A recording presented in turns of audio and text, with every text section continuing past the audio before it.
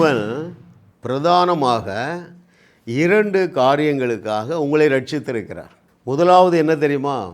அவரோடு நல்ல ரிலேஷன்ஷிப்பில் இருக்கிறது. இரண்டாவதும் ரொம்ப முக்கியம் பாருங்கள், மற்றவர்களுடைய மனக்கண்களை திறப்பதற்காக.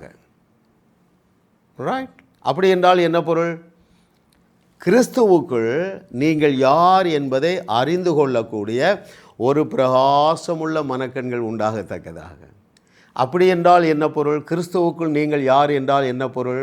கிறிஸ்துவுக்குள் ஒவ்வொரு தேவனுடைய பிள்ளையும் முற்றிலுமாக தகுதியாக்கப்பட்டு இருக்கிறார்கள். இந்த அறிவை மற்றவர்களுக்கு கொடுக்கத்தக்கதாக. இன்னும் என்ன அறிவு கொடுக்கணும் தெரியுமா? ரட்சிக்கப்பட்ட ஒவ்வொருவரும் தேவர்களாக இருக்கிறீர்கள் என்பதை மற்றவர்களுக்கு கொடுக்கத்தக்கதாக. இன்னும் எந்த அறிவை கொடுக்க வேண்டும்? யோவான் 10வது அதிகாரம் 34 மற்றும் 35வது வசனத்தை தேவ பிள்ளைகளை ஏற்றுக்கொள்ள வைக்கணும். அந்த வசனத்தை சொன்னவர் யார்? இயேசு கிறிஸ்து. என்ன சொல்லுகிறாரு? தேவ வசனத்தை பெற்றுக்கொண்டவர்கள் தேவர்கள் என்று சொன்னார் பாருங்க. இதை ஜனங்கள் ஏற்றுக்கொள்ளத்தக்கதாக நீங்கள் பிரசங்கிங்க, வசனத்தை எடுத்து காண்பீர்கள். அப்போ என்ன நடக்கும் தெரியுமா? அதை அவர்கள் ஏற்றுக்கொள்ளுவார்கள். அதுதான் பிரகாசமுள்ள மனக்கண்கள். மிக முக்கியமான ட்ரூத் தேவன் பேசி கொண்டு இருக்கிறார் பாருங்கள். ஆகையினால்தான் அவனுடைய இந்த எபிசில், பிரிசன் எபிசில்ஸ்லாம் இருக்குது பாருங்கள். பவுலுடைய நிருபங்களில் எழுதுகிறார், துவக்கத்தில் எழுதுவார், ஆண்டவரே இந்த கொலேசு சபையாருக்கு ஒரு பிரகாசமுள்ள மனக்கண்கள் உண்டாவதாக. ரைட்? எபேசு சபையாருக்கு ஒரு பிரகாசமுள்ள மனக்கண்கள். அருமையான ஊழியர்களே, சத்தியத்தை சரியாக அறிகிற அறிவினால் ஜனங்களை நிரப்புவதற்காகவே தேவன் உங்களை ஊழியர்களாக அழைத்திருக்கிறார். ரைட்? கிறிஸ்துவுக்குள் யாராக இருக்கிறாங்க? விசுவாசிகள் நீதிமான்கள் ஆக்கப்பட்டு இருக்கிறார்கள், பரிசுத்தவான்கள் ஆக்கப்பட்டு இருக்கிறார்கள், பரிபூரணமாக்கப்பட்டு இருக்கிறார்கள், தேவர்களாக இருக்கிறார்கள், பூமிக்கு உப்பாக இருக்கிறார்கள், பூமிக்கு ஒளியாக இருக்கிறார்கள், மற்றவருடைய பாவங்களை மன்னிக்கக்கூடிய ஆற்றல் மிக்கவர்களாக இருக்கிறார்கள். அவர்களுடைய உள்ளத்திலிருந்து ஜீவ தண்ணீர் உள்ள நதிகள், மற்றவர்களை ஆசீர்வதிக்கக்கூடிய அந்த நதி 24/7 அங்கே புறப்பட்டு வந்து கொண்டே இருக்கிறது. இந்த சத்தியத்தை நீங்கள் கற்றுக்கொடுங்கள்.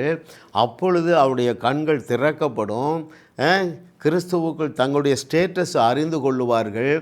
அவர்கள் இயேசு செய்ததையும் செய்து, அதைவிட மிக பயங்கரமான அற்புதங்களையும் செய்து, இந்த 21வது நூற்றாண்டிலே, ரைட், அந்த வசனம் சொல்கிறார் பாருங்க, தீர்க்கத்தை சொல்கிறார் அல்லவா, சமுத்திரம் ஜலத்தினால் நிறைந்திருக்கிறது போல பூமி கர்த்தரை அறிகிற அறிவினால் நிரம்பும் என்று சொல்லியிருக்கிறேன். நான் கிறிஸ்துவுக்குள்ளே விசுவாசிக்கிறேன்.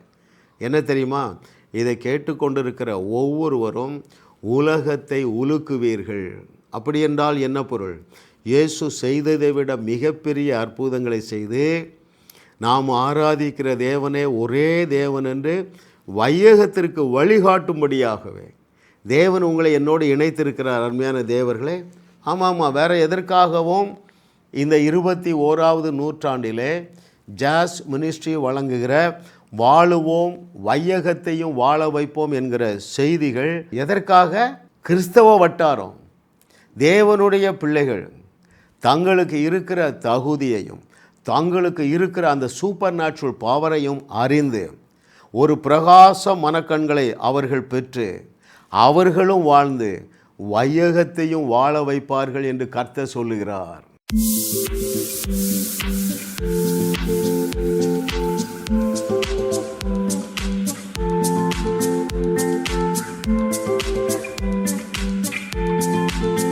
ஜாஸ் மினிஸ்ட்ரீஸ் யூடியூப் சேனலில் தொடர்ந்து செய்திகளை கேளுங்கள், சப்ஸ்கிரைப் செய்யுங்கள், வீடியோக்களை லைக் செய்து பலரோடும் பகிர்ந்து கொள்ளுங்கள்.